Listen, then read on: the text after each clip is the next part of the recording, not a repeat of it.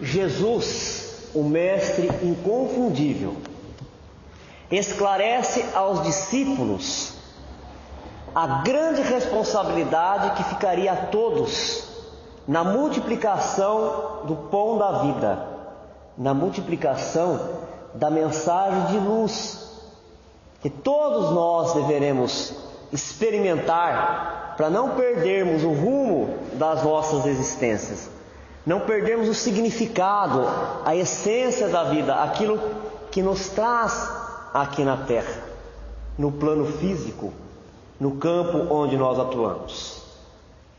E para ficar mais claro o entendimento, ele compara o discípulo ao sal da terra, levando em conta que o sal tem propriedades especiais. Na aparência, não. Na aparência, o sal é como qualquer outro mineral, e assim também deve proceder o cristão. Na aparência, na discrição, na humildade, mas na qualidade, o cristão deverá ser diferente, se distinguir, assim como o sal se distingue por ter propriedades especiais. O sal, ele empresta sabor. Onde o sal está, pode ser mínimo a sua quantidade. Ele modifica, ele preserva, ele conserva, e ele se dissolve por toda parte. Nós vamos ter o sal nas profundidades do mar, dissolvido na água, na crosta, nas diversas camadas.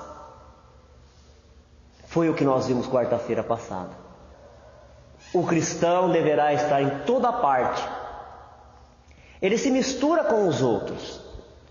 Ele não se recolhe absolutamente. Porque o cristão deverá ter uma utilidade. Se ele se afasta da sociedade, ele não partilha, ele não distribui, ele perde as suas qualidades, ele fica insonso. Mas também se ele se espalha, ele se mistura, e ao invés dele emprestar a sua qualidade, preservando, conservando a verdadeira essência do Evangelho de Jesus, ele se deixa envolver pelas qualidades, pelo modismo, pelas ondas que vêm, que chegam e que vai, aí então ele fica igual o sal insonso. O sal insonso, ele não serve mais para nada. Para que serve o sal quando ele não salga mais? A não ser para ser jogado na terra e ser pisado pelos homens. Quer dizer, aquele que bebeu, que experimentou da mensagem sublime, profunda do Evangelho de Jesus, cada um segundo a sua capacidade de assimilar, mas não faz uso disso na sua vida, se iguala aos outros que não conhecem o Evangelho e é pisado por todas aquelas consequências ruins que o mundo da ilusão, da fantasia, do materialismo faz com qualquer um. Aí não tem diferença se dizer cristão ou não se dizer cristão.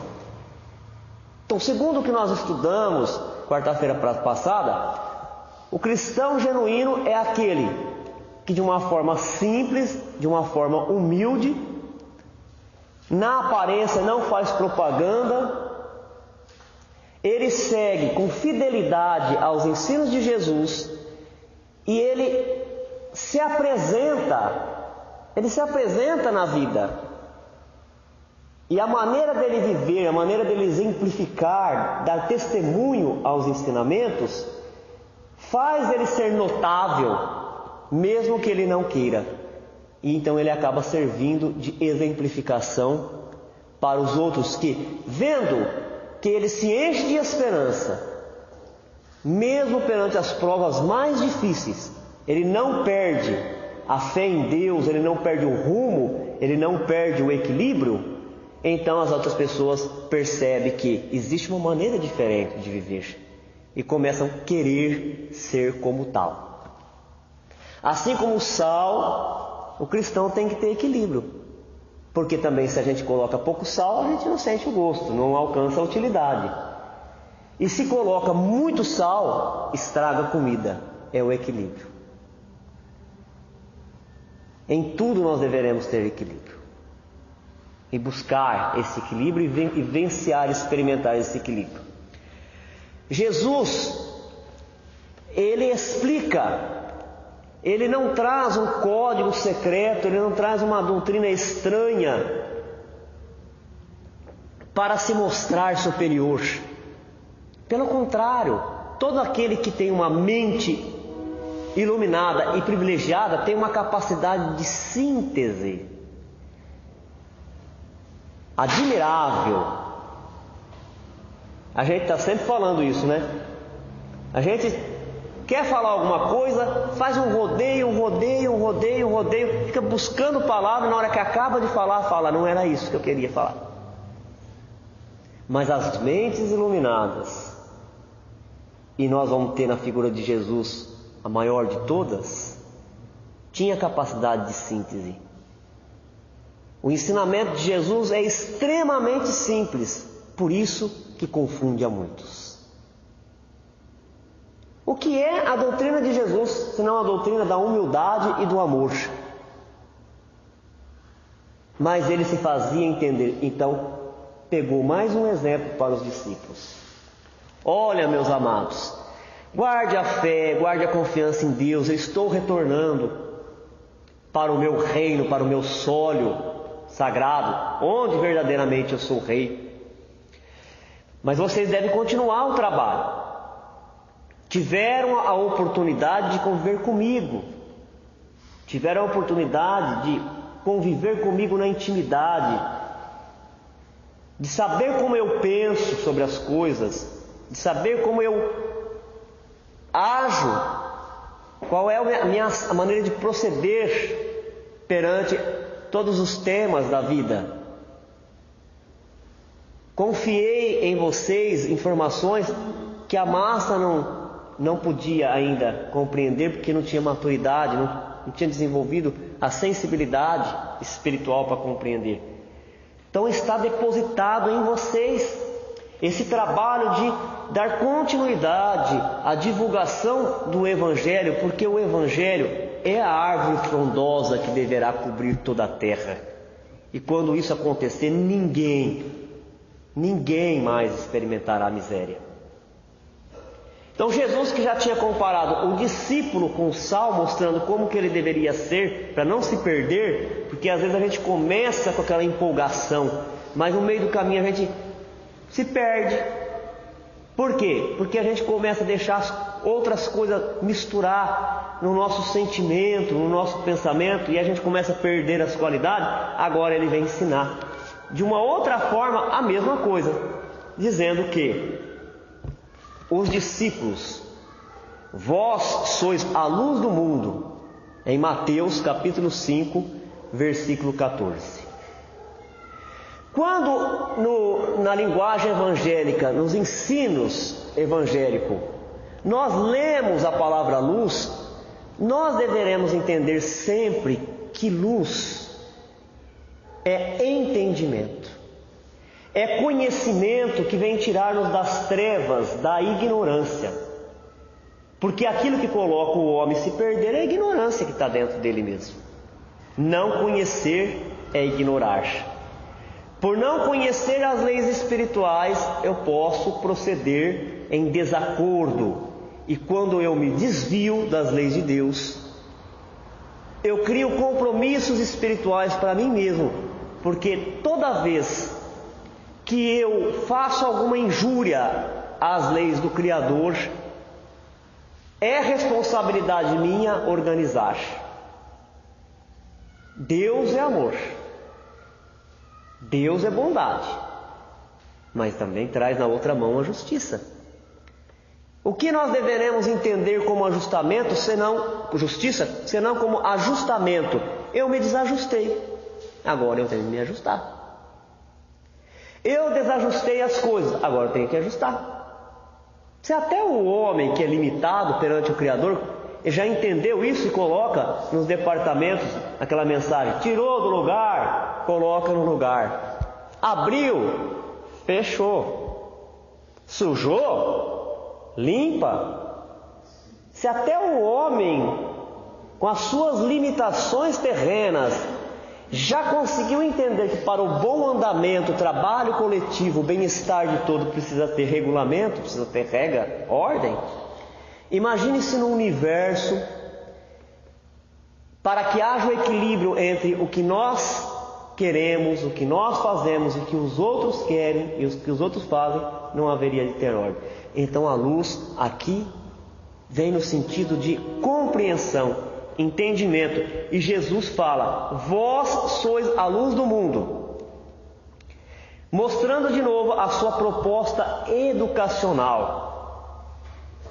Muitas vezes nós nos equivocamos em relação à missão de Jesus na terra e aguardamos na figura de Jesus um Salvador que vai trazer uma salvação de fora para dentro. E Jesus é o divino educador que de uma forma didática veio mostrar para a gente qual é a vontade de Deus, o que Deus espera de cada um de nós, quando Ele fala: ó, eu fiz isso. Jesus veio e fez, trouxe para o plano prático: faça como eu. Querem entrar no reino dos céus? Faça como eu. Viva como eu. No caso, Jesus, né? Eu sou o caminho que leva à verdade, e por conhecer essa verdade terão vida, sairão desta ignorância. E aqui ele está dando para o verdadeiro discípulo, o genuíno discípulo, a qualidade de luz. A luz maior vem de quem? De quem vem na terra a luz maior? Qual é a luz maior que tem aqui na terra? O sol. Ele oferece energia, é a fonte primária de energia. Todos os outros seres se alimentam do sol. E ao captar essa energia, transforma no seu íntimo e transfere essa energia adiante. O sol das nossas vidas aqui na terra é Jesus. É do Cristo que todos nós nos alimentamos. Alguns conscientemente, outros, mesmo inconscientemente, se alimenta do Cristo, assim como muitos animais e muitas plantas se alimentam da energia do sol de maneira inconsciente, porque ainda não despertaram a razão. Está ficando uma coisa muito abstrata isso, não está? Agora vamos tentar explicar. Se nós estamos fazendo um sinônimo de luz com conhecimento, nós estamos associando essa palavra, associando luz com conhecimento, o que tem entre nós, filhos de Deus, mais conhecimento é Jesus. E uma mente reflete na outra aquele padrão e aquele comportamento que ele tem. Então Jesus entre nós todos é aquele que maior conhecimento das leis espirituais é portador. E na medida que aqueles outros espíritos vão evoluindo, vão crescendo no entendimento, na compreensão, sublimando o sentimento, vai compreendendo um pouco da natureza de Jesus. E por entender isso, onde passa, aquela mente também passa a irradiar, a projetar nas outras mentes valores, tendências. É assim que devagar a Terra vai se modificando, conforme um vai se alimentando de um pensamento do outro. Então, o Evangelho, minha gente, é o sol da imortalidade, ao qual o Espiritismo se propôs a ajudar a divulgar. Não é o único, mas é um dos instrumentos que a terra tem para divulgar o Evangelho de Jesus. E é por isso que Jesus chama os seus discípulos de luz. Luz do mundo. Aquele que lê, compreende, entende o Evangelho e vivencia o Evangelho é luz. Leva a sua luz para os outros e os outros também poderão se iluminar através deste comportamento. Se o Sol é a fonte primeira de energia para a Terra, e ao irradiar essa luz, ele alimenta os outros seres que estão ao redor dele, nós também temos que saber que na nossa alma, criação de Deus, existe um foco clareador de mente. Quer dizer que quando nós buscamos entender as coisas, compreender e usar esse entendimento para promover mudança em nós mesmos, aí nós começamos a irradiar essa luz através de um comportamento novo que nós assumimos. E as pessoas que estão ao nosso redor, elas vão assimilando esse comportamento, esse padrão. Assim como também para as coisas negativas, como nós também temos estudado.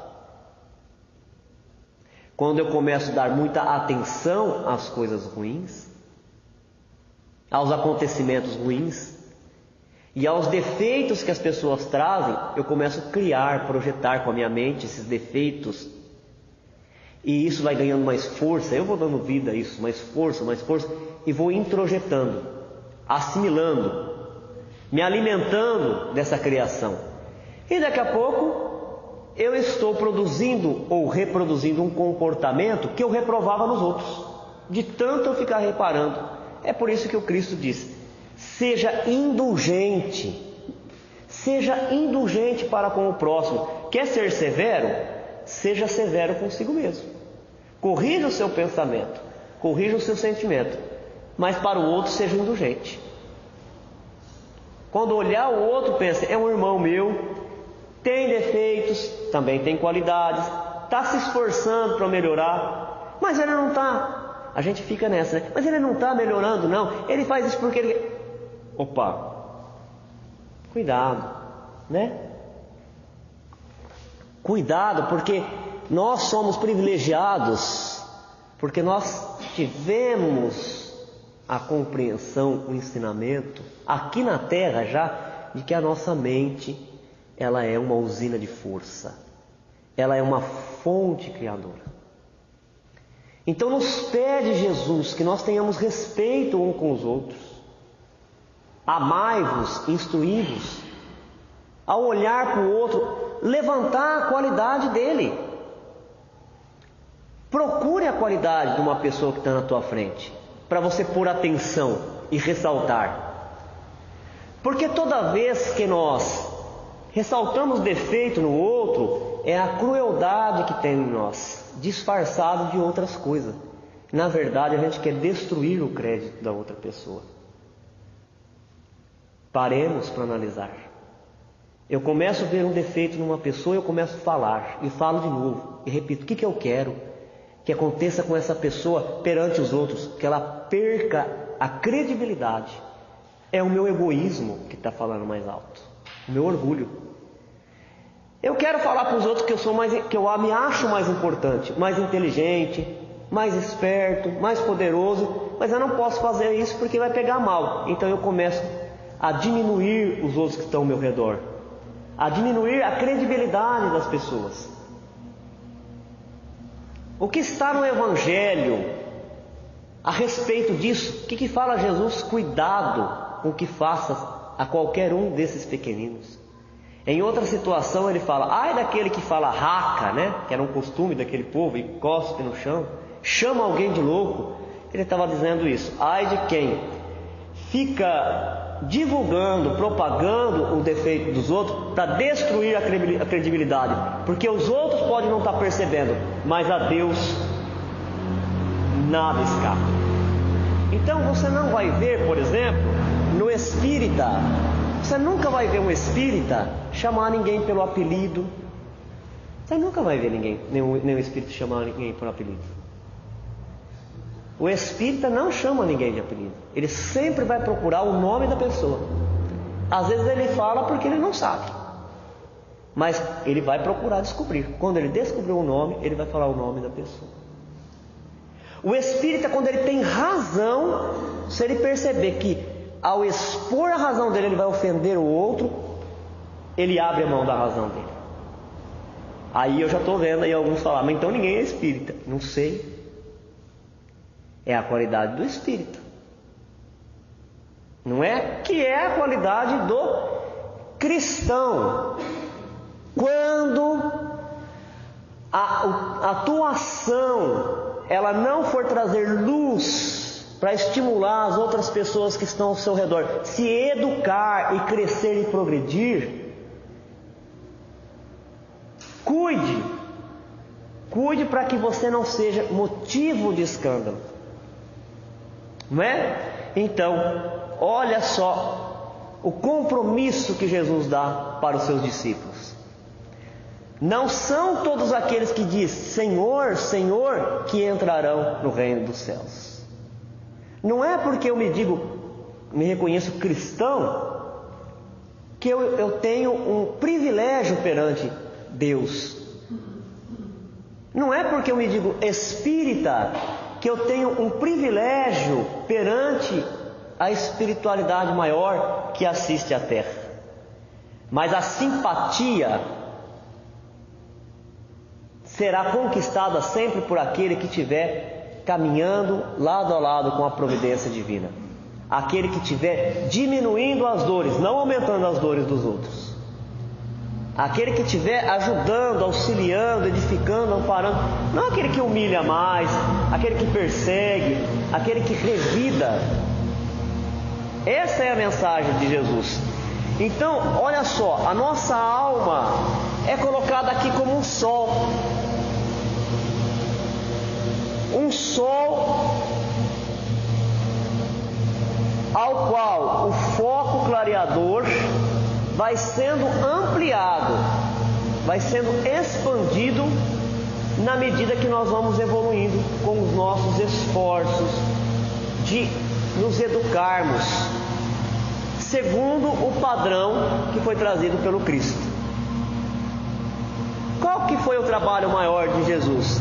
Trazer um padrão de comportamento.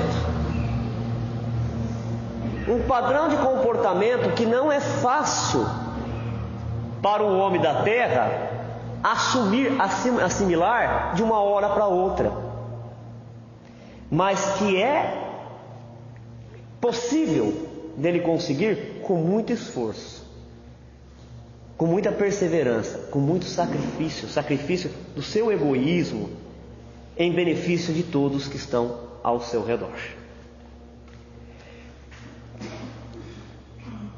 Conforme nós vamos aumentando, trazendo essa claridade, a nossa razão, o nosso sentimento se esclarece, nos traz segurança, nos traz reconforto. Portanto, nós podemos dizer que o Cristo irradia e o discípulo reflete. O Cristo irradia e nós refletimos. O Cristo é aquele que mais elevado está, mais próximo do Criador está. Então ele consegue assimilar, compreender a vontade do Criador, a vontade de Deus, e através das ondas de pensamento que ele irradia, aqueles que estão mais preparados vão captando, assimilando na forma de ideia, de intuição, de criatividade, e vai colocando em prática, e vai ensinando os que estão abaixo dele na compreensão. Um vai ajudando o outro. Na medida que o espírito sobe um degrau, ele fica imediatamente ligado ao que está no degrau anterior.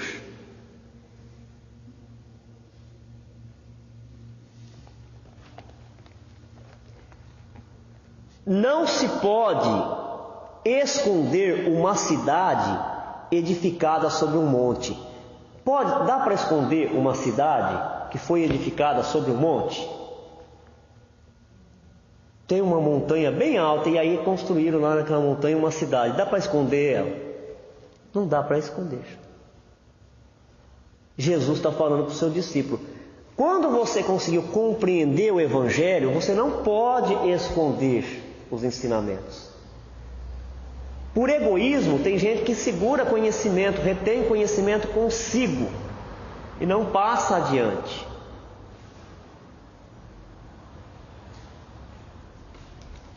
E ele diz assim: quando acender a candeia, coloca ela no velador, né? Quando acender a vela, coloca ela no castiçal. Porque quando você acende uma vela ou uma lâmpada, você não coloca ela sob o alqueire. O alqueire era uma peça da agricultura, eles mediam a quantidade de grãos. Seria a mesma coisa que a gente falar assim: depois que você acender uma vela, você não vai colocar um vaso em cima dela, assim, de boca para baixo, cobrindo a vela e pôr embaixo da cama. Qual é o sentido de eu acender uma vela, acender uma lâmpada e cobrir ela com um vaso e colocá-la embaixo da cama? Quando você acende uma lâmpada, tem uma finalidade. Quando você acende uma vela, tem uma finalidade. Qual é a finalidade? É clarear, é iluminar. Para que clarear? Para as pessoas que estão ao redor saber se movimentar, não tropeçar, não cair, não se machucar, dar continuidade à sua vida. E aí que está uma interpretação que merece de nós todos uma grande atenção. Porque aqui muitos de nós fizemos ao longo desses séculos de cristianismo a interpretação de que neste momento Jesus estava nos incentivando a divulgar o Evangelho com a palavra. E é verdade isso. Em todos os templos, de todas as épocas, a palavra ganha uma importância. O verbo iluminado, bem conduzido, ponderado, na medida certa, como nós já estudamos, ele esclarece, ele traz a luz do entendimento, e as pessoas, através dessa luz, elas podem decidir na sua vida, fazer melhores decisões, elas podem deixar de fazer as escolhas negativas, passar a fazer as escolhas positivas. Mas muitos levaram esse entendimento para que como se Jesus estivesse entregando aos seus discípulos um compromisso exclusivamente de divulgação pela palavra, e que a qualquer custo deveria pregar o Evangelho para o outro, nem que fosse na custa da violência, da imposição. Lendo o Evangelho de Jesus do começo ao fim, não dá para perceber que aquilo é uma imposição. Pode ser em alguns momentos uma advertência, porque já falamos aqui, é o pensamento de um ser iluminado, é alguém que sabe que quando nós fazemos as coisas certas, nós colhemos as consequências positivas. Sabe que quando se faz a coisa errada, tem consequências negativas. Mas é sempre um convite. Sempre um convite à renovação.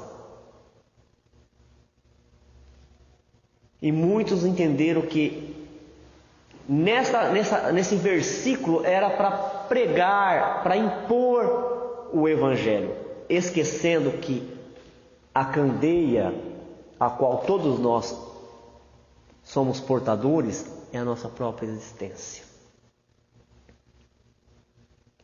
Uma vela, para ela liberar luz, ela queima o combustível, ela queima a cera, o pavio. Uma lamparina queima o óleo, o combustível, para liberar a luz. Então, ao discípulo de Jesus, a verdadeira candeia é a vida que lhe foi dado, o dom da vida.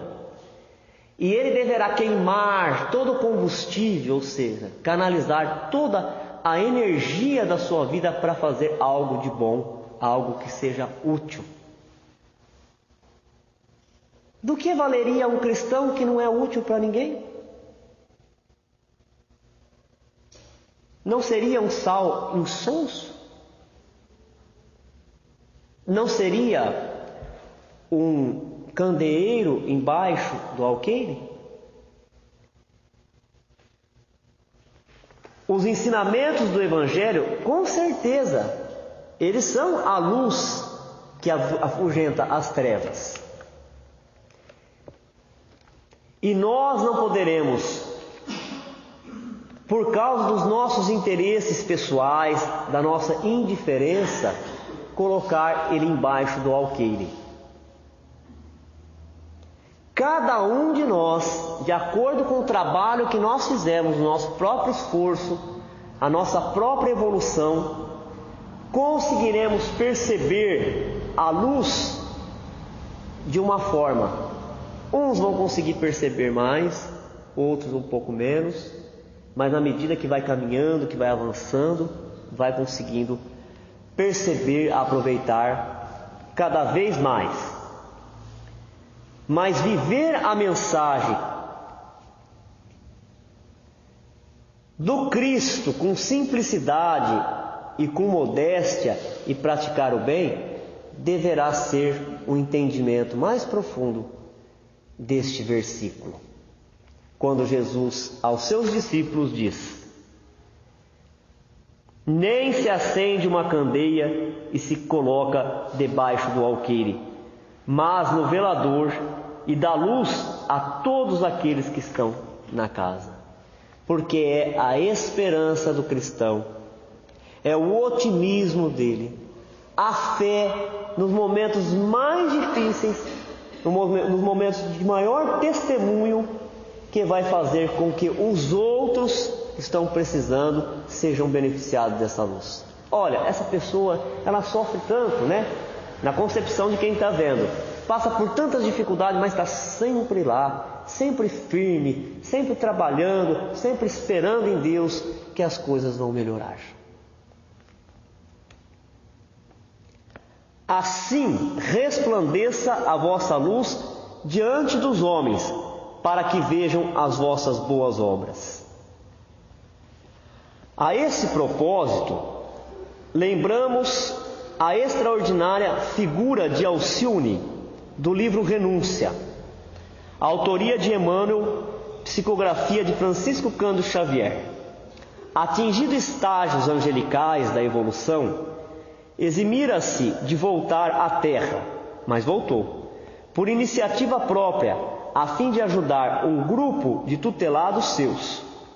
Sua presença em nosso mundo, embora no anonimato, de condição humilde, tornou-se tão marcante que todos quantos com ela conviveram foram invariavelmente influenciados por ela.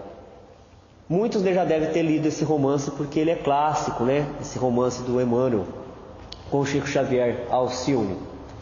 Então aqui ele foi trazido na condição de exemplo do faça a sua luz resplandecer, né?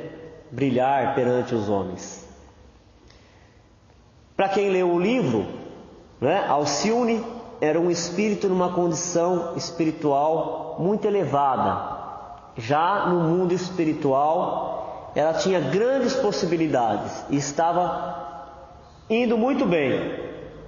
Toda a oportunidade que era dada para ela, ela aproveitava, ela se instruía e ela distribuía essa instrução para aqueles que estavam convivendo com ela.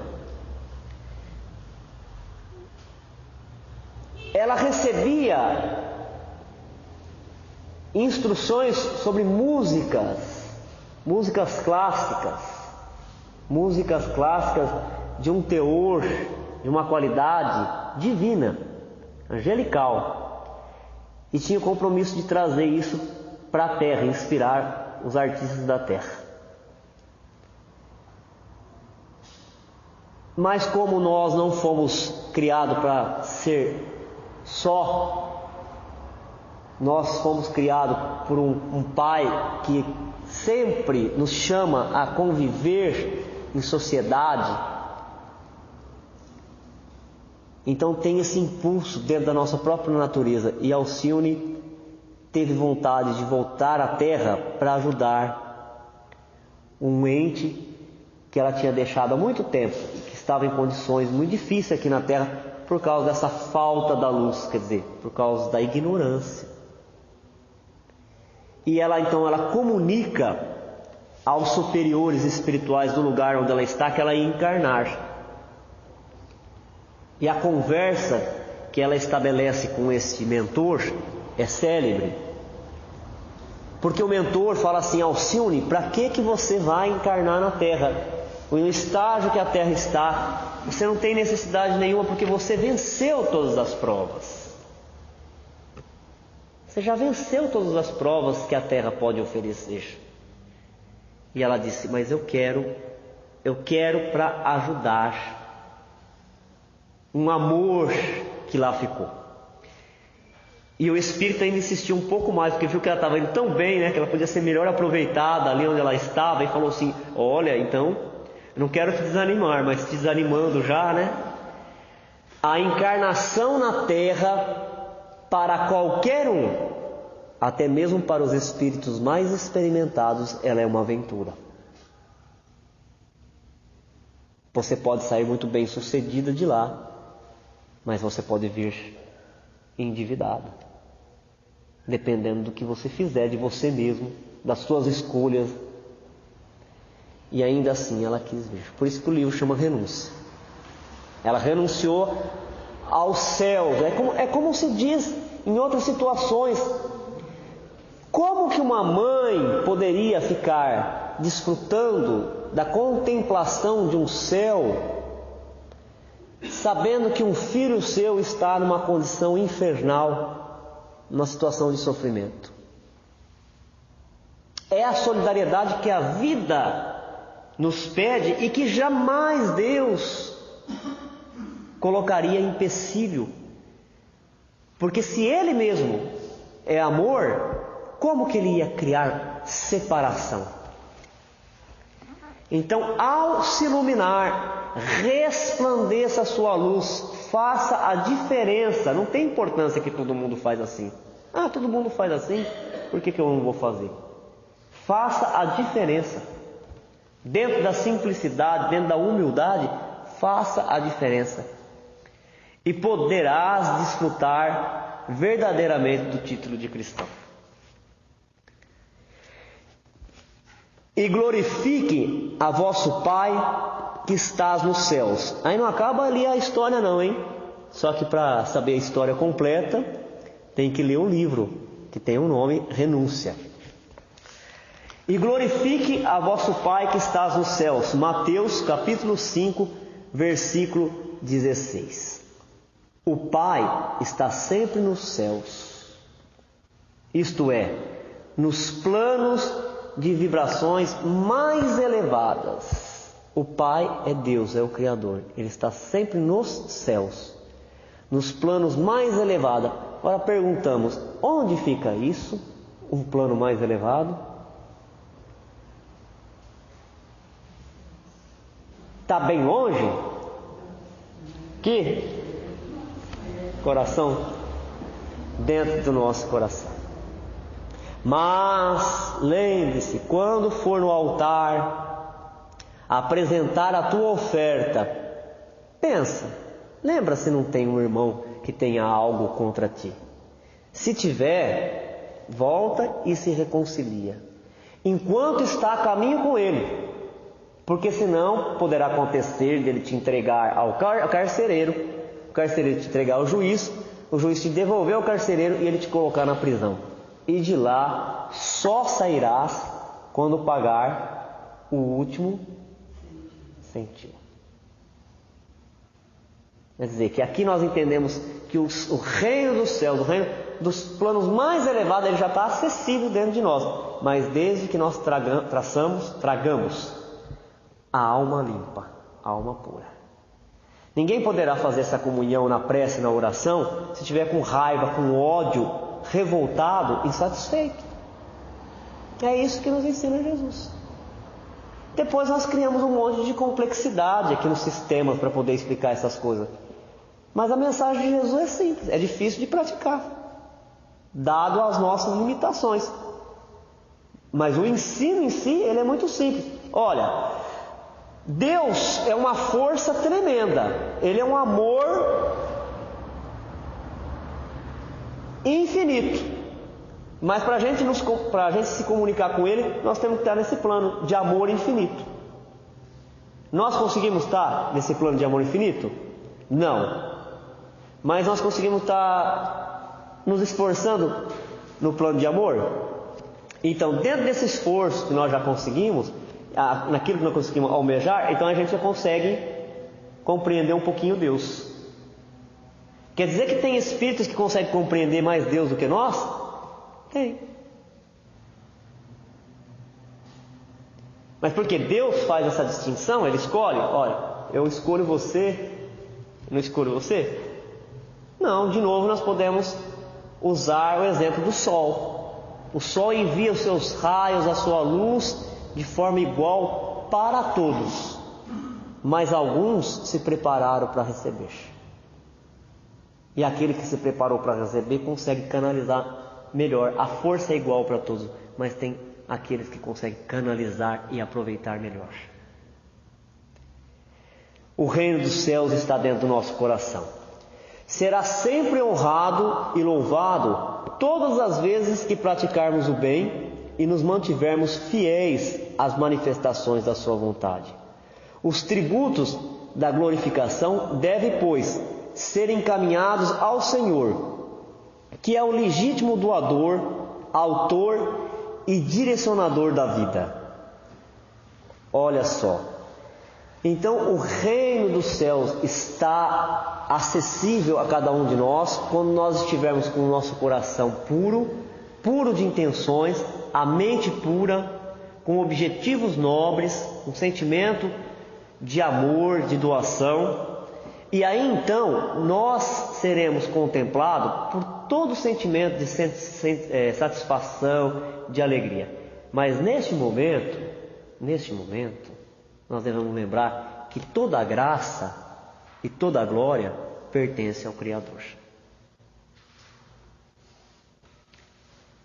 É uma outra instrução para aquele que pretende ser discípulo de Jesus. O discípulo de Jesus, ele é o divulgador do Evangelho de Jesus, concorda? Qual é o trabalho do discípulo de Jesus? Ser divulgador do Evangelho de Jesus. Através desse texto, nós aprendemos que divulgar o Evangelho de Jesus não é só falar dele. É lógico que nas casas de oração, nos templos, nós temos que falar para divulgar, né, o Evangelho, para as pessoas refletir sobre ele. Mas essencialmente não é este. Essencialmente é o viver, é o experimentar. Porque é só assim que nós conseguiremos convencer o outro que é bom, quando foi bom para nós mesmos. Vamos falar do Espiritismo. Se o Espiritismo não for bom para nós, não vai ser bom para ninguém. Para que eu vou querer ficar convencendo o outro, convertendo o outro? Agora, se ele for bom para mim, os que estão ao meu redor vão ver isso, a minha melhora. Quantas pessoas que chegaram nas casas espíritas e algum familiar impedia, né? Criava complicação, falava, não, você não vai lá por esse motivo, por outro. E depois as coisas começaram a se modificar. Por quê? Porque essas pessoas aprenderam os princípios que o Espiritismo traz, se esforçaram para praticar e mudaram. Mudaram o jeito de falar, o jeito de se relacionar com as outras pessoas, e quem estava ao redor viu e falou, só faz bem. Só fez bem. E se fez bem, qual é o motivo de eu criar complicação, impedimento? Agora, neste último versículo, nós vamos entender o cuidado que o divulgador do Evangelho tem que ter. Num ato de divulgação, se o divulgador estiver aparecendo mais do que a mensagem, está tendo algum problema. O mensageiro não deve ser colocado no primeiro plano. A mensagem deve fluir, independente de quem esteja divulgando. E a gente comete erros em relação a isso. Muito erro, não é? Vem o palestrante, a gente quer tirar foto com o palestrante. Veio o que vai cantar, divulgar o Evangelho na forma de música, ele vem com segurança. Não é isso que nós estamos vendo na Terra? Os cantores, eles vêm acompanhados de seguranças, montado palco, todo mundo quer tirar foto.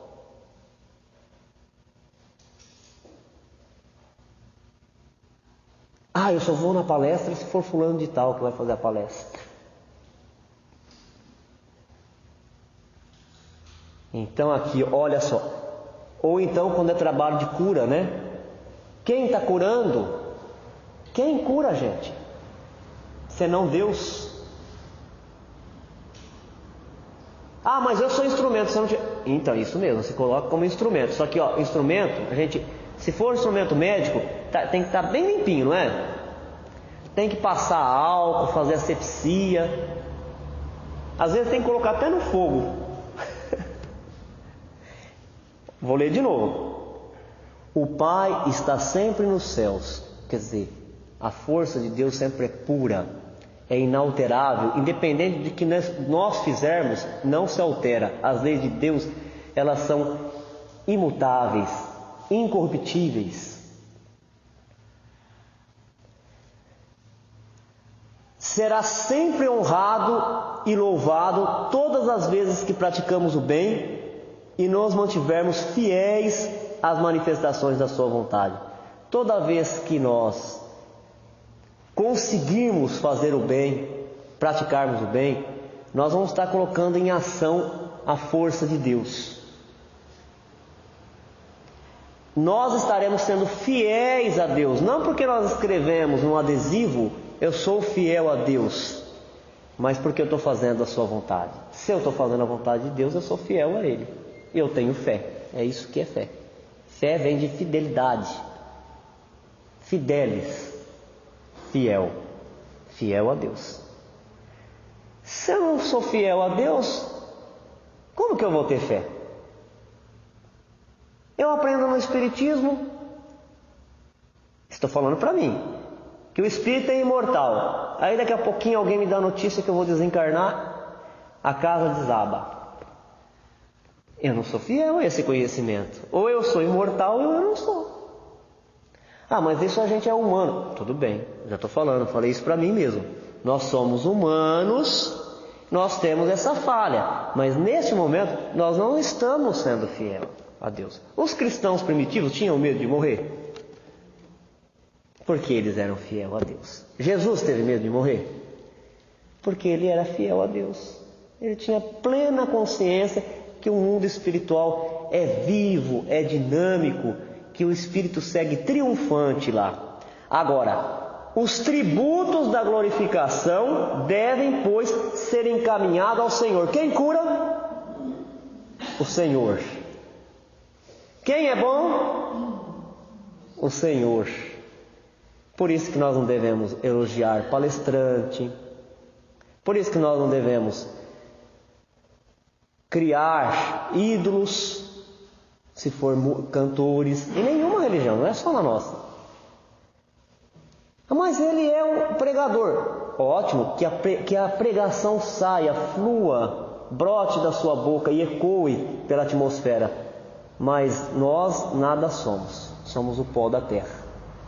A mensagem sim, ela liberta, ela tira da escuridão, das trevas, ela faz a pessoa tomar uma decisão positiva perante a vida. Os tributos da glorificação devem, pois, ser encaminhados ao Senhor, que é o legítimo doador, autor e direcionador da vida. Se sentirmos Deus como nosso Pai, reconheceremos que os nossos irmãos se encontram em toda parte e estaremos dispostos a ajudá-los, a fim de sermos ajudados, mais cedo ou mais tarde. A vida só será realmente bela e gloriosa na terra quando pudermos aceitar por nossa grande família